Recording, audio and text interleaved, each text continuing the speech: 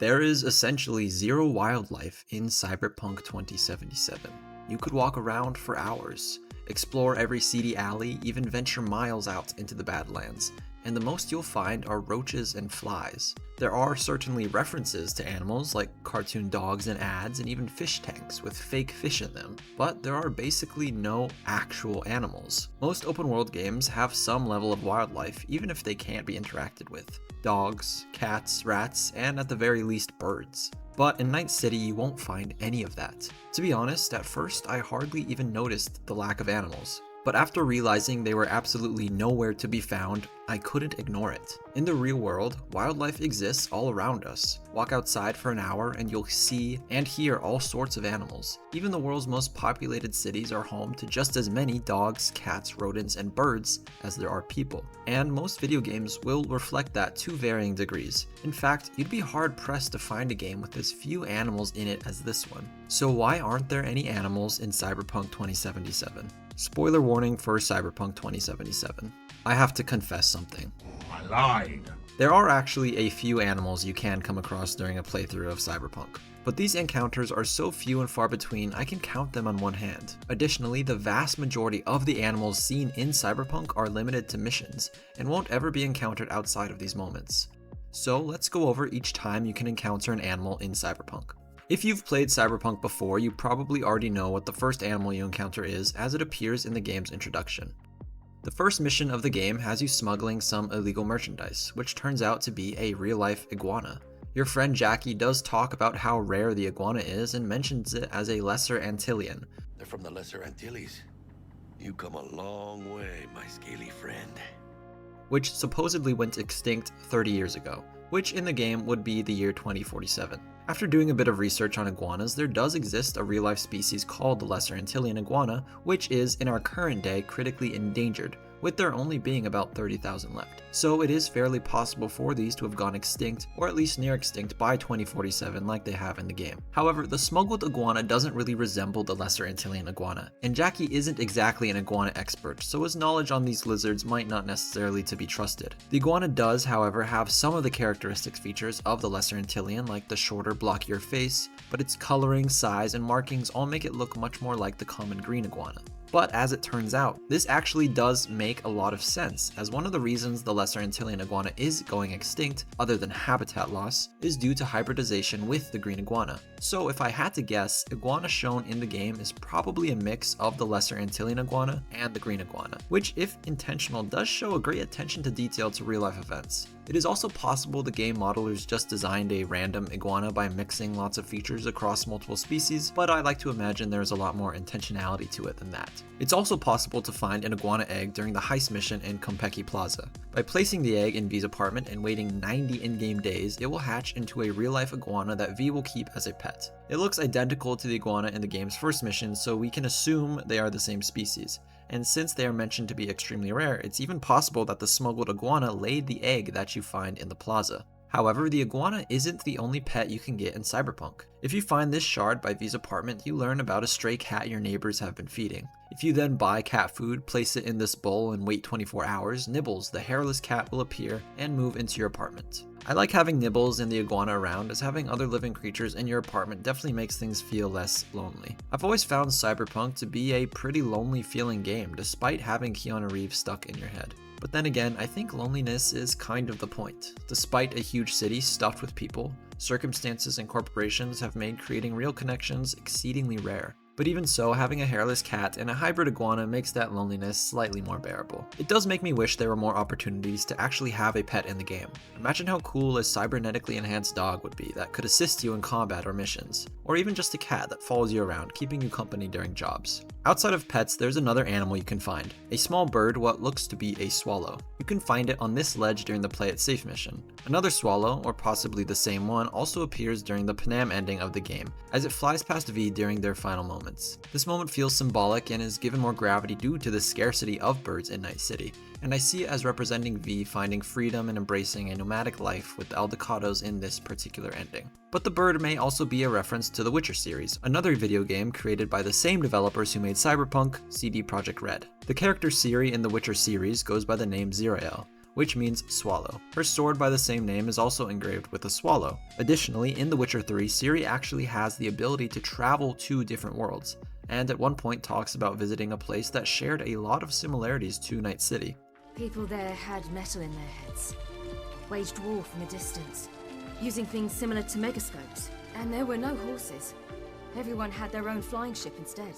Ciri, stop fooling around. Told you wouldn't believe me. So many speculate that the swallow is actually a representation of Ciri, or at least a reference to her.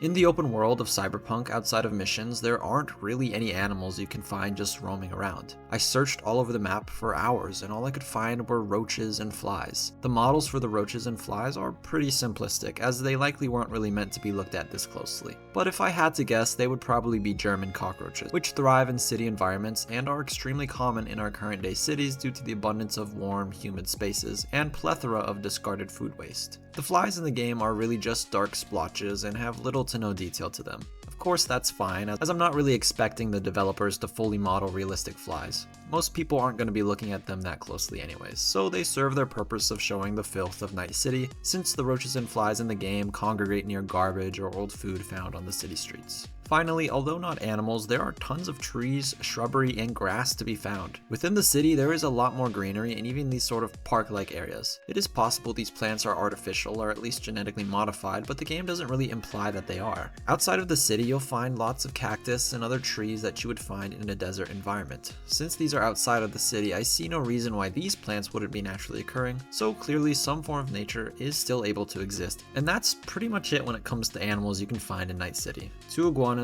1 cat, a bird, and lots of roaches and flies. So again, where are all the other animals? Did the developers just not want to code them into the game? Did they forget? I mean, this is the same game that launched with more bugs than a hoarder's van. But after taking a closer look, we find out this isn't the case.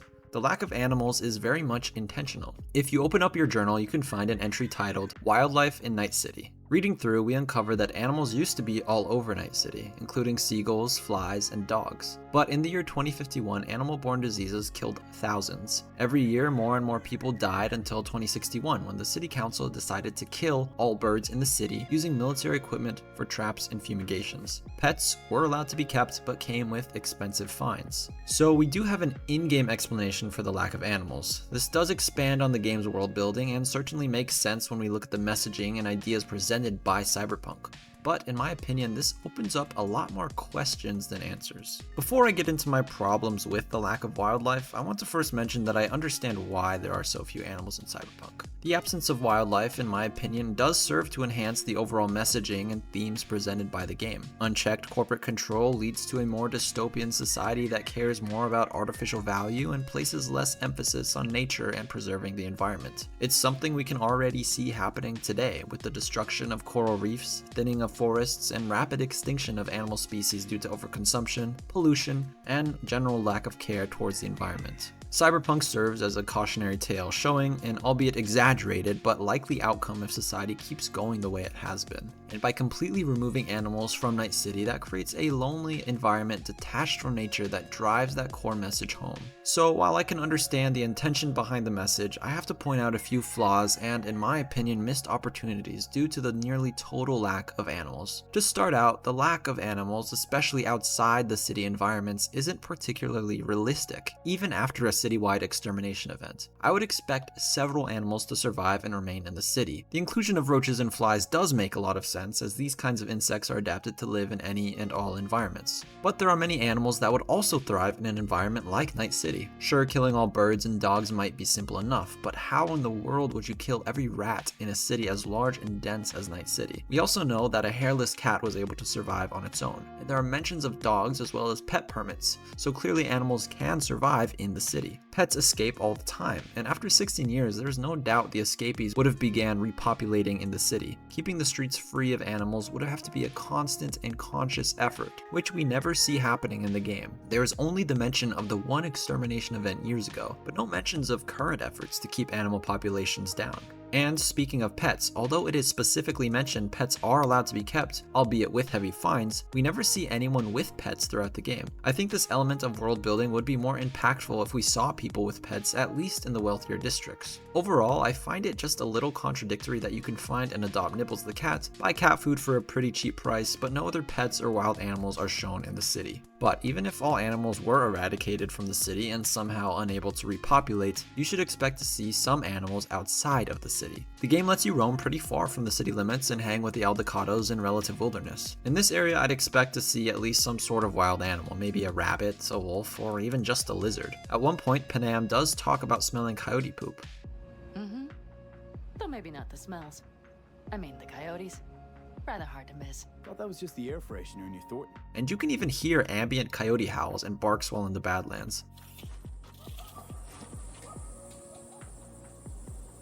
But there are no coyotes to ever be seen. Unless these coyotes have invisibility cyberware installed, it just doesn't make a lot of sense for them to never be seen, despite being heard, and hearing the characters in the game talk about them. Overall, I'm left feeling somewhat conflicted with Cyberpunk's thought process. As I mentioned earlier, I see what they're trying to do. I think the message is meaningful. Animals and wildlife are a beautiful part of our world. As humans, it's easy to be self-centered and feel the earth belongs to us. We own this world and everything in it. An animal feels like something other, not a person, more like a rock or a piece of dirt. In Night City, this selfish way of thinking has become crucial for survival, and this has led to animals losing their worlds, their homes. Cyberpunk is a parody of our current life, but it seems each day the exaggerations become more and more accurate to where we're headed. According to some studies, since the year 1970, humanity has wiped out nearly 60% of animal populations. And who knows, maybe by the year 2077 that number will be much closer to 99%. But when we lose animals, we lose a part of ourselves. As much as we try to hide from it, a person is just an animal like any other. Animals live differently than we do, but we are more alike than you'd think.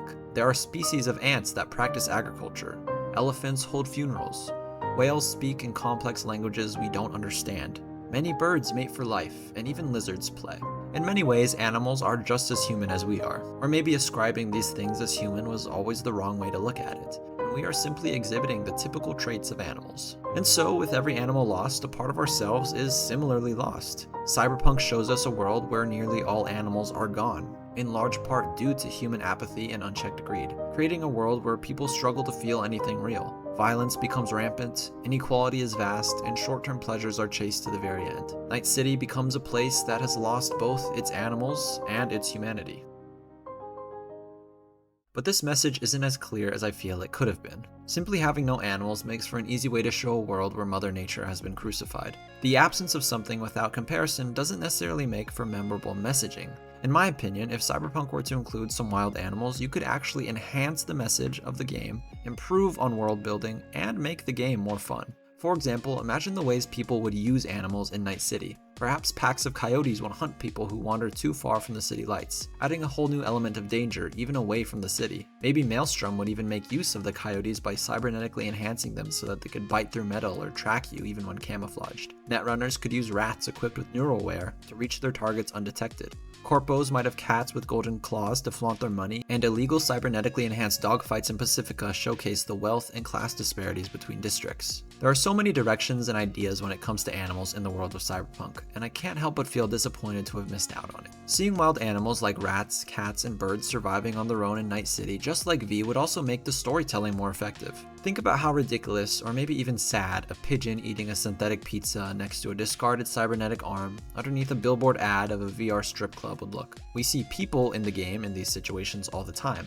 but the image of an animal, something we associate much more closely with the idea of nature, makes this point more clear, putting emphasis on just how unnatural life has become in Night City, strengthening the idea of a world completely estranged from nature. Animals aren't the focus of Cyberpunk, and neither is the lack of them. There's a lot of missed opportunity when it comes to the part animals could have played in the game, and despite the lore explanation, I still find the total lack of animals in the open world to be somewhat of an oversight. There are a few impactful moments where we can interact with animals in the game, but these moments are few and far between, essentially being limited to scripted story beats. In real life, the consequences of losing nearly all animals would be beyond catastrophic, but we get closer to such a reality every day. And despite its lack of animals, Cyberpunk makes for a very fun game. But losing our wildlife in the real world is something we should desperately try to avoid, and so I hope that such a future remains relegated only to the world of Cyberpunk. Thanks for watching.